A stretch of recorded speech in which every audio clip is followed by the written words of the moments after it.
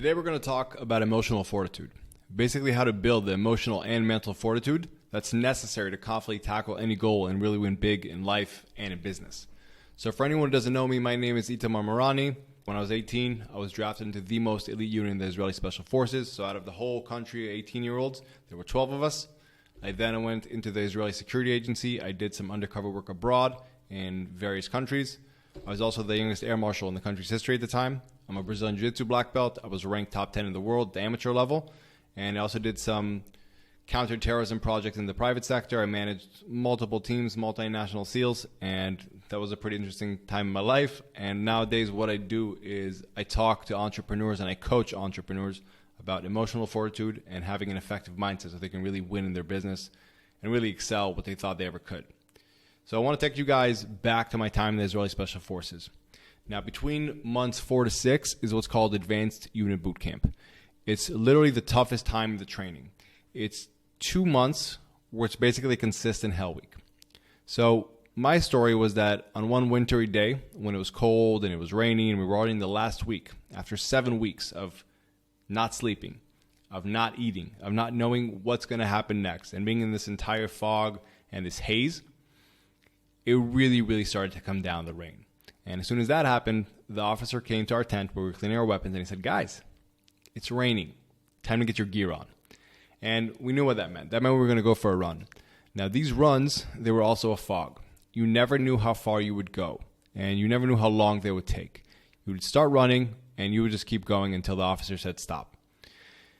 Now, this run went particularly long, and we also had to go through some pretty deep puddles. So we were literally waist deep wet. Our boots were just soggy and squishing everywhere, and all the skin that was already shaved off was bruising even more. Now, personally, I always struggled with the long runs. There were some things that I was really good at with the leadership tactics, some of the drills, but the long runs were where I was struggled. And I started falling behind. When I fell behind, the officer came to me and he said, "Itamar, are you okay?" I was like, "Yeah, I'm fine." He said, "Itamar, are you sure?" I was like, "Yeah, I'm good." And he said, "Really? Because you can just take a break for a sec. Just the truck's right here. Why don't you take a breath? Relax for a second." I said, "No, I'm good." He's like, "Are you sure, man? The truck's right there."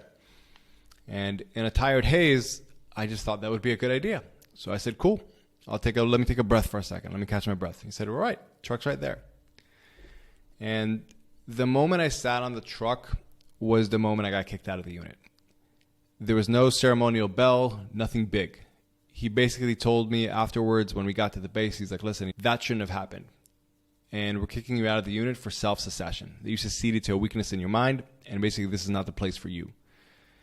And they dropped me off at a gas station afterwards that was close to my house, and they were like, "We'll get in touch with you, and we'll explain to you how you get to wherever you're going to get to next in the military. Thank you very much."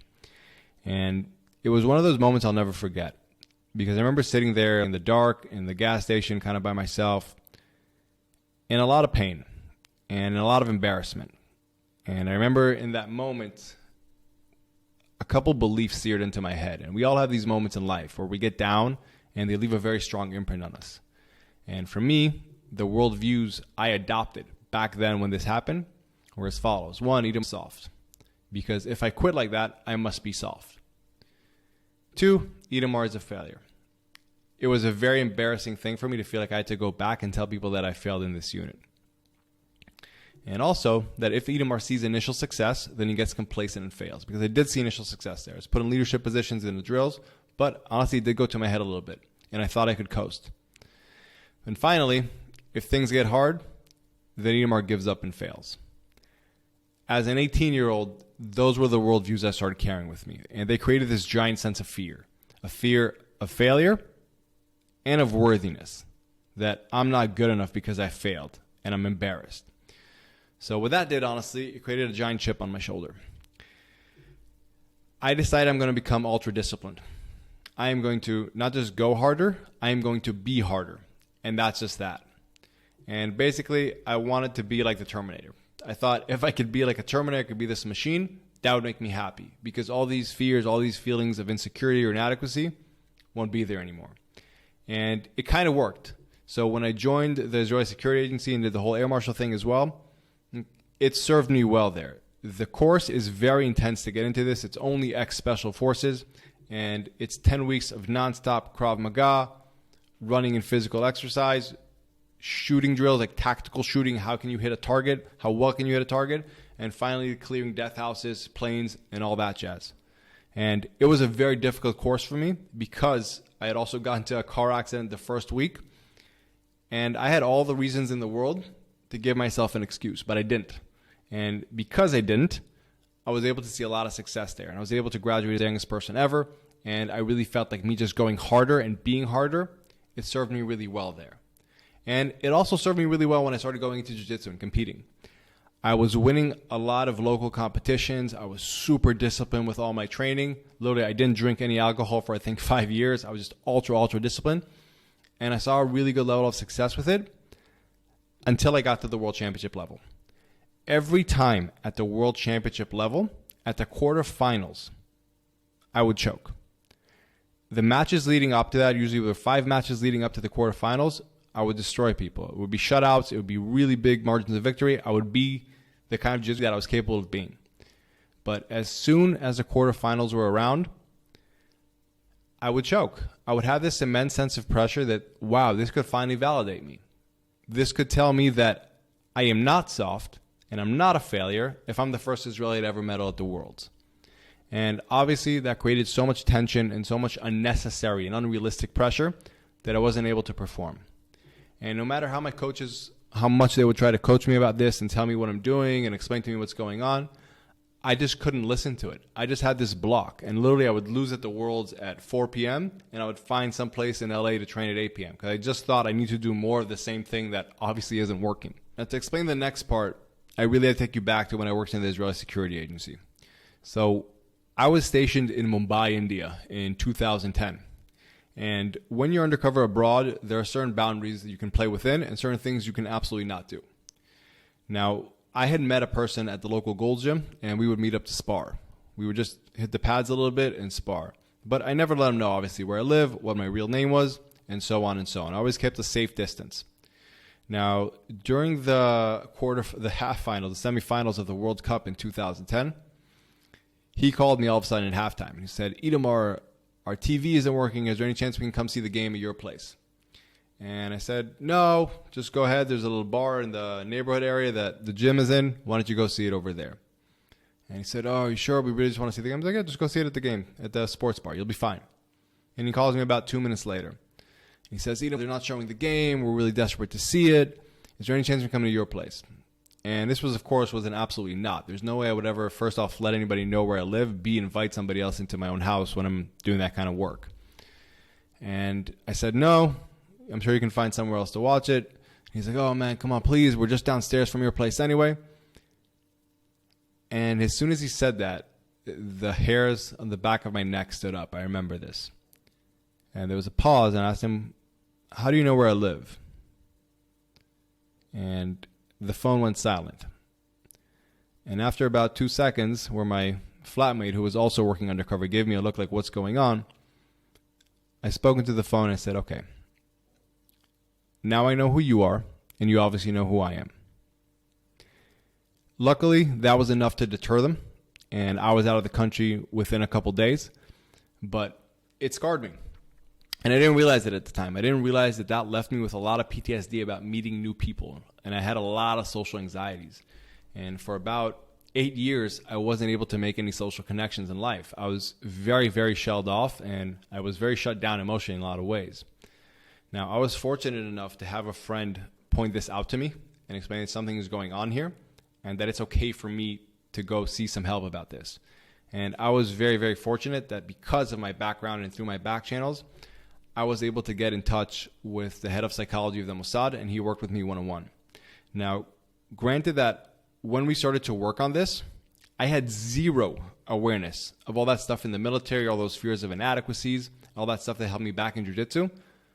I had zero awareness that I had any of these insecurities. I literally told him I had this issue with Qaeda. It's stopping me from being social. I want to work on it. And what I learned from him really is that a lot of times in life, when we think we want something, we say that, we feel like that, we really dream about this thing that we want all the time. We say we really want this thing, but the reality is we're more connected to something else. We think we want this, but subconsciously, where it really matters, we're much more connected to something else. And more times than not, that thing is actually a fear. And it's not a fear of spiders or heights. It's a fear of having a certain feeling that we do not want to have. And you might be shocked to hear someone like me saying that, but that's what it is. It's like, that's the reality. As human beings, we all have 3 core fears. And what's really important to understand is that they're not rational fears. They're not something that makes sense in today's world. They're something that stayed with us from 100,000 years ago when we evolved, and they were extremely, extremely helpful in helping us survive back then.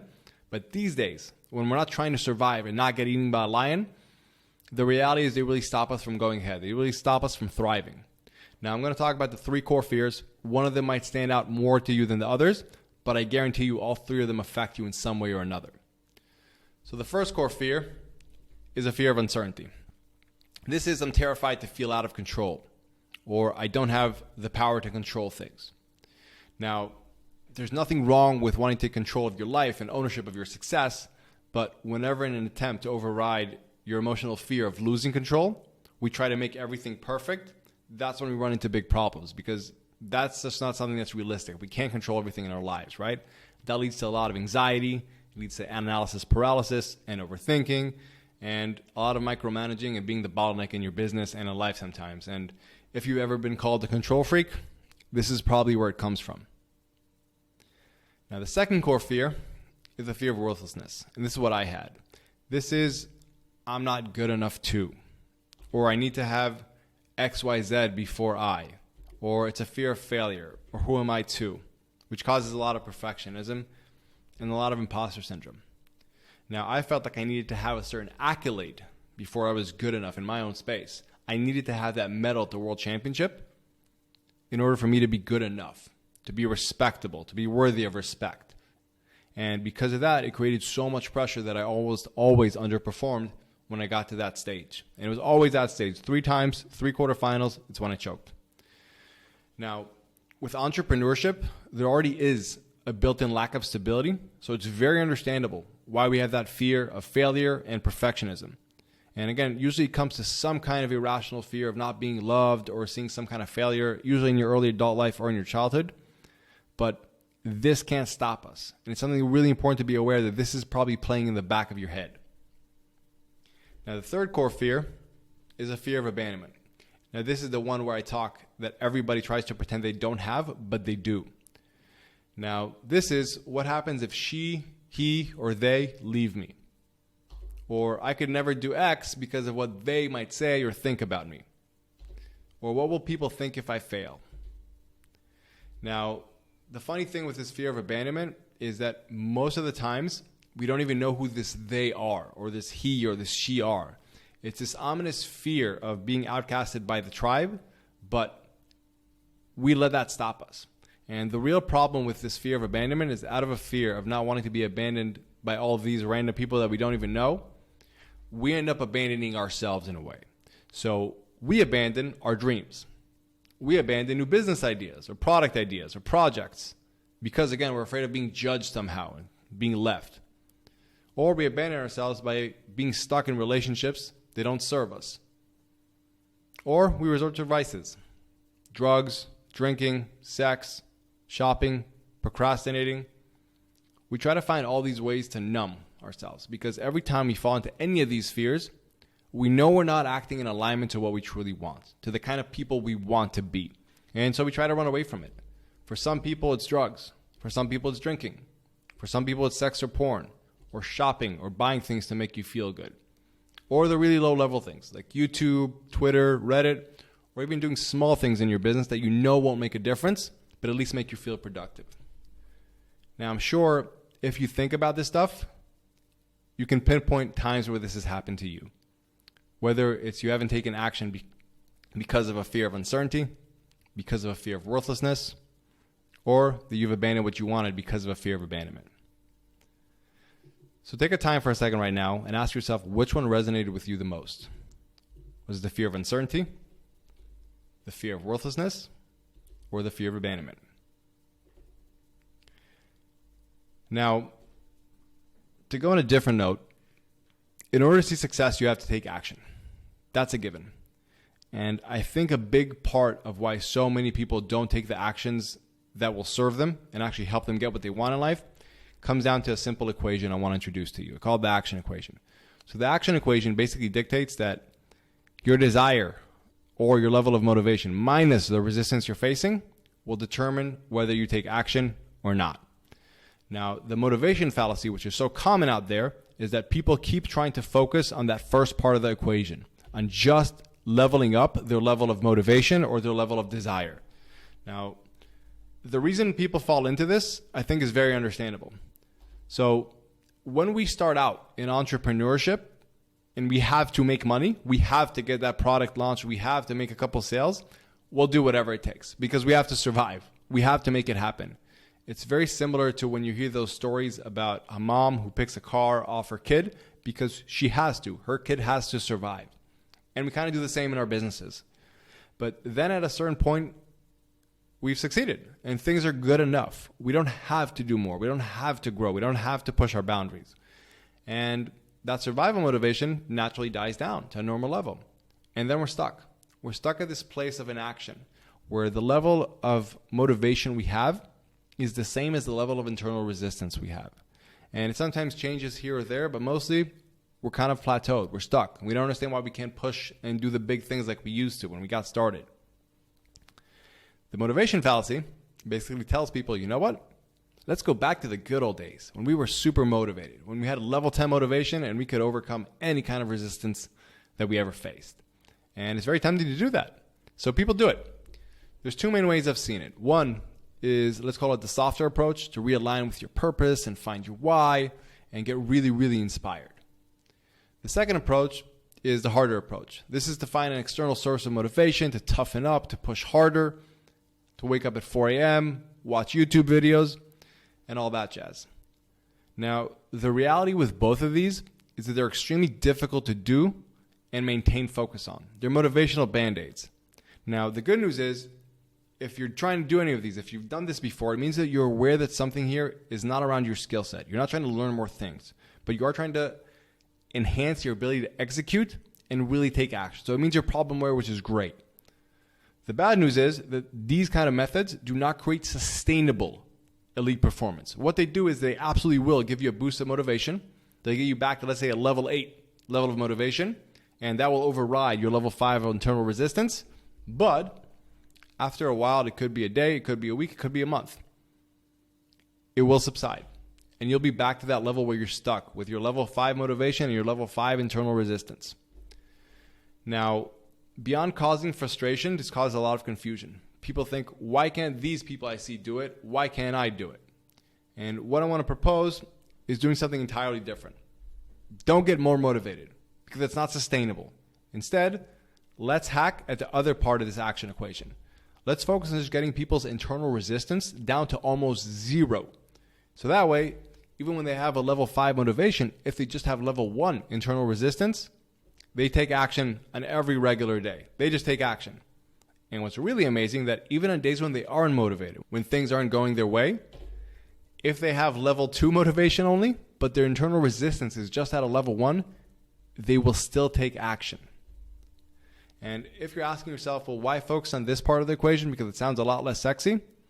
Well, I'll ask you this. What's the more intelligent thing to do if you're trying to go further and faster? 1, press harder on the gas pedal. Or 2, put the handbrake down. You want to put the handbrake down. But most people these days only teach how to press harder on the gas pedal. And that's what creates all this confusion and all this frustration, people not seeing the results. And on top of that, why you should focus on this part of the equation is because it's sustainable. Now, we all know that success compounds, and we need sustainability in order for that to happen, correct? And that's why this is so important. You don't want ups and downs of motivation where you take action in action, action in action. You want this consistent action. That's what will really create elite outcomes, this sustainability that compounds. And honestly, beyond that, you'll have a better life outside of your business. If every time you have to motivate yourself and pump yourself up to take action because you have to override all this resistance that you're facing, you're going to get burnt out. You're not going to have the energy to also enjoy other things in life. And more importantly than just the success you'll see from doing this as far as money and success in your business, you'll be able to actually live a lot more life. Like, this stuff doesn't only affect your business, and you have to realize that. We don't magically leave our insecurities and personal issues in the office. It affects how we are with others, how we are with ourselves, and simply put, the level of connection, love, and fun we actually get to have in life beyond the external success. And the thing that's most effective for where you are right now. And that's really important to understand. Now, I don't want you or anyone else to waste their time if there's something else that can give them better results. So next week, we're going to cover how to understand that.